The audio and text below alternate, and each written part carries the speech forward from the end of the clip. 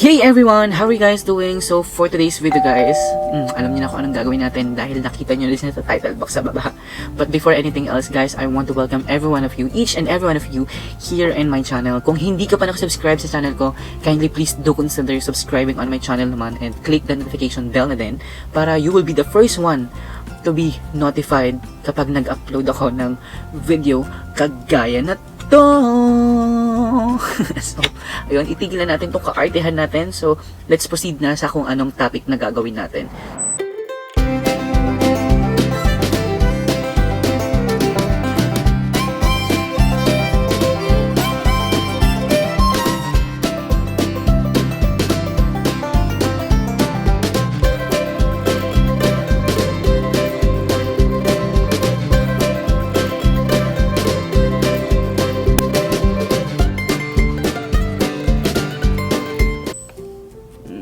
So, yon guys, I hope may matutunan kayo dito sa ating video kahit papaano, and we will do we will do comparison ng dalawang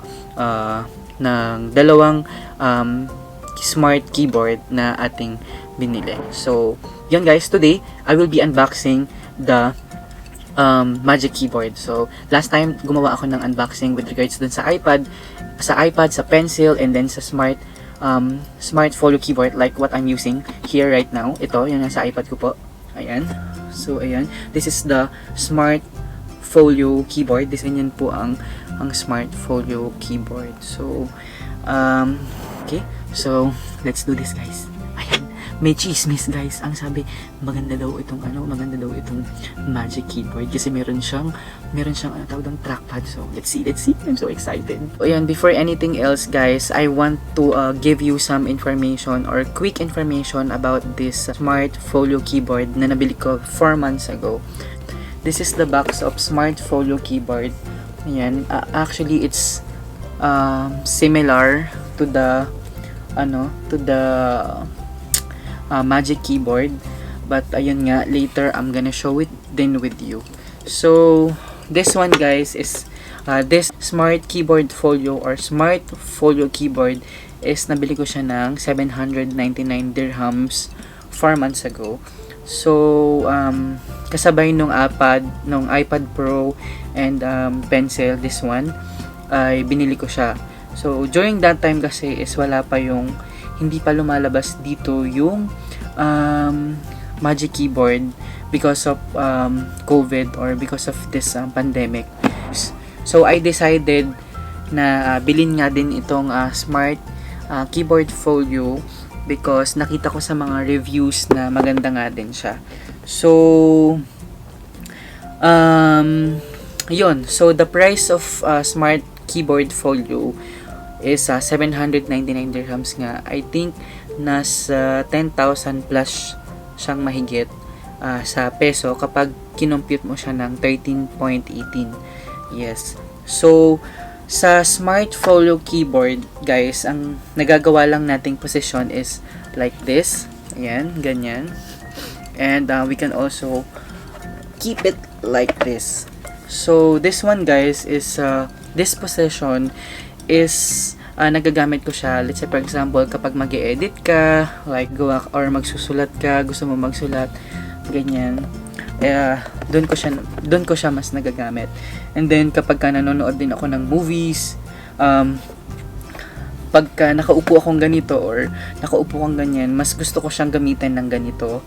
And sometimes kapag ako'y nakahiga sa sofa, ginagamit ko siya ng ganyan.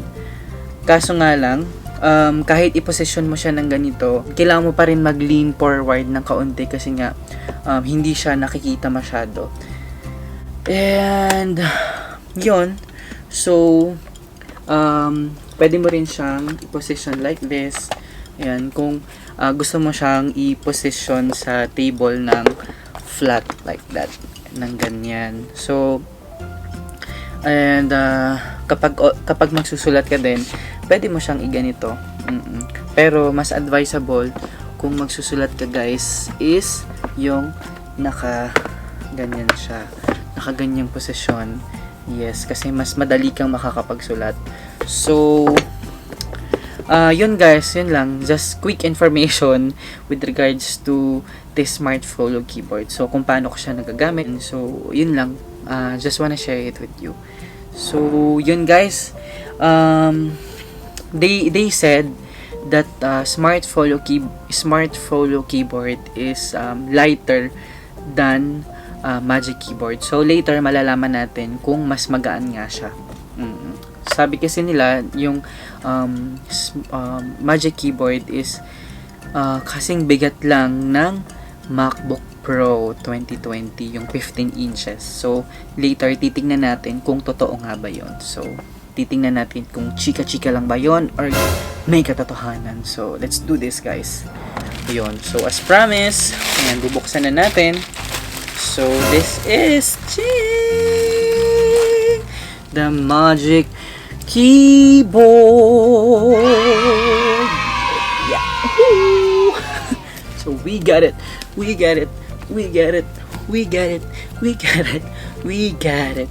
We got it. I'm so happy guys. I'm so happy. I'm really happy guys because I got this. I got this keyboard. So, I'm looking for this and aiming for this for a long time ago. Charot. 4 months ago guys. Ayun, dapat ito yung bibilin ko. Pero hindi pa siya available during that time kasi nga pandemic. Ayan, so pero after that, mga 2 months after, yun naglabasan na yung mga bagong labas ng Apple, like ito nga yung Magic Keyboard. So yun guys, sa box pa lang guys, makikita nyo na yung difference ng Smart Folio keyboard and Magic Keyboard. So this is the Smart Folio keyboard or the Smart Keyboard Folio, and this one naman is the Magic Keyboards. I know guys, I know that you guys are excited to see how beautiful Magic Keyboard is. So I'm so excited also. So let's do this na.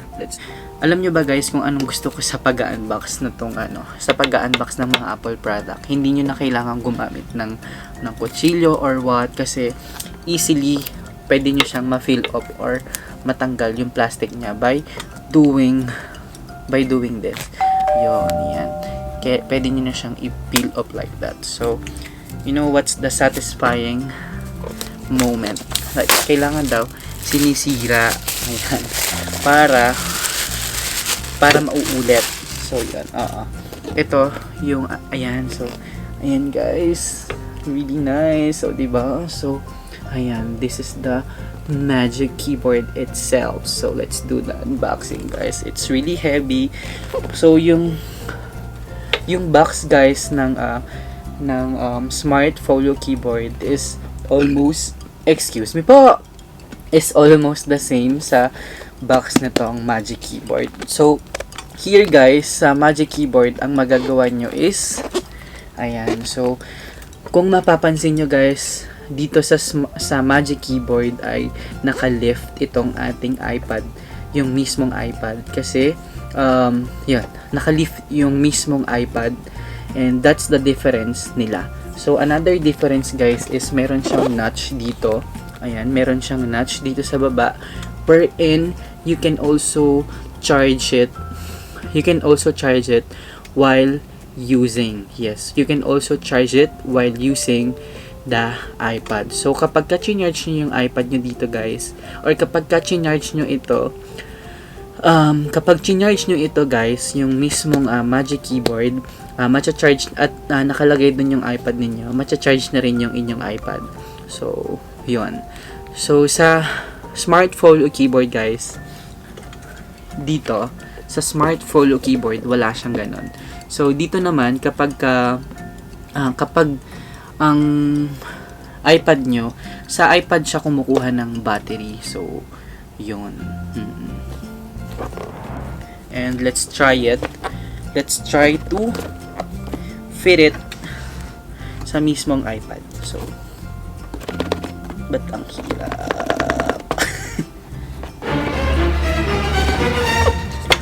Ayan. So, ito na siya guys. Ayan. So, this is it. Pansit.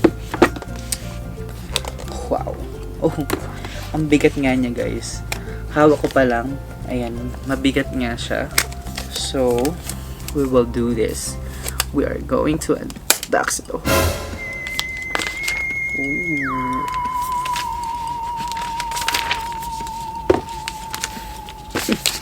Natahimik ako dun bigla. So, ayan siya guys. Ayan, meron din siyang Apple logo dito sa likod. Yes, meron din siyang Apple logo dito sa likod guys. And yung kulay niya and yung texture niya guys is the same sa Smart Folio keyboard. So, ang pinagkaiba lang nila is meron siyang charger port dito sa kanyang notch. So dito guys, isa lang yung charger port. You can locate it on the right side of the notch. So, on this side, wala siyang charger port. So, let's check it guys.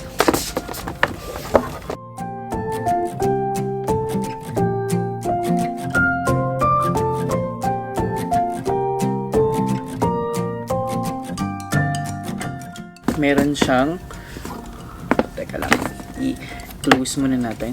So of course guys, kapag ka nag-unbox kayo ng isang Apple product, yes, kahit naman saan or kahit naman anong product or brand, kahit ano pa yan, Samsung, Huawei, meron silang mga ganito, meron silang mga warranty card and stickers like that. So here guys, meron siyang, of course, meron siyang guidelines, so kung paano siya magagamit or kung ano yung kaya niyang gawin. So yan nga, ididikit niya siya, ayan, so ayan, ganyan, ayan. So ang pinagkaiba niya sa Smart Folio keyboard is nakalutang siya guys. And ayun, so as you can see here guys, meron siyang pinapakita dito na pwede nyong i-charge yung inyong i-charge nyo siya dito sa gilid. So, kapag charge nyo siya guys, matcha-charge na rin yung inyong iPad. So, yun. So, of course, merong warranty card. Ayan. And, ay, wala pala siyang sticker. I'm expecting guys na may sticker siya, pero wala pala siyang sticker. Wait lang, tingnan natin. Oh, wala nga siyang sticker. So, yun lang ang laman niya.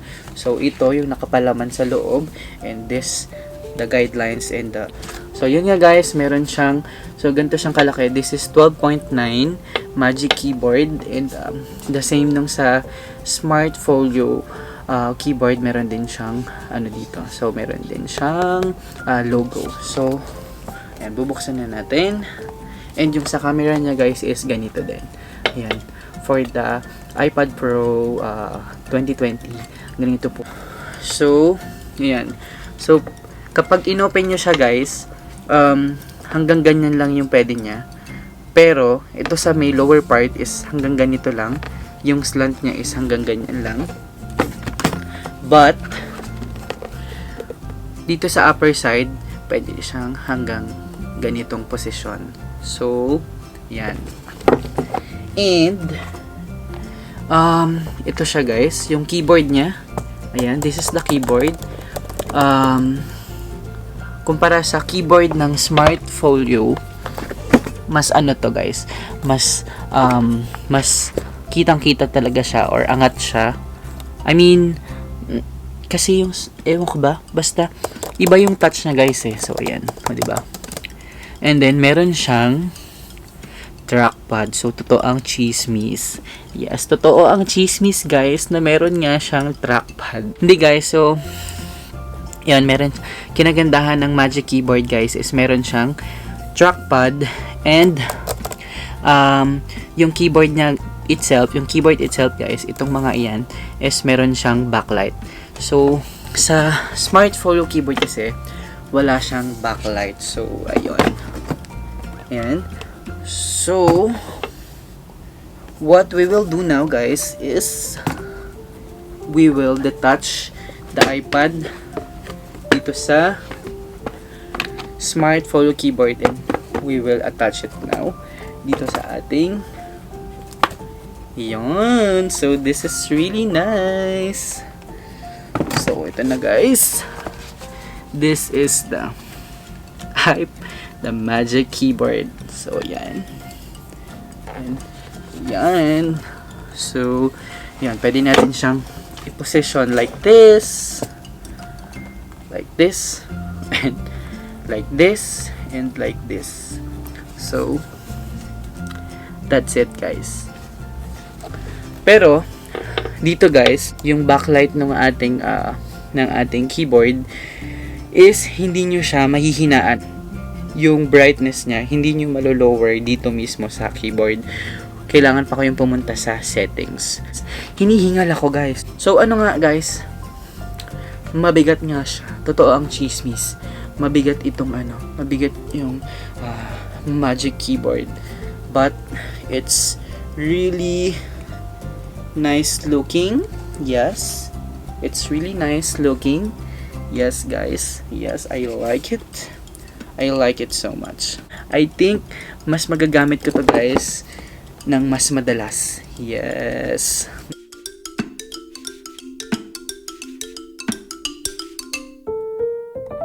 So that ends our unboxing.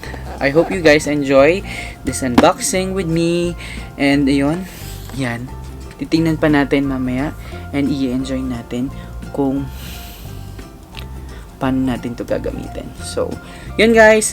Thank you guys for watching this video and I hope you guys like this video. And kung nagustuhan nyo yung video ito, kindly please do consider subscribing on my channel and click the notification bell and also share na din this video. So, yun. Let me know guys kung nagustuhan nyo by commenting it down below. Bye!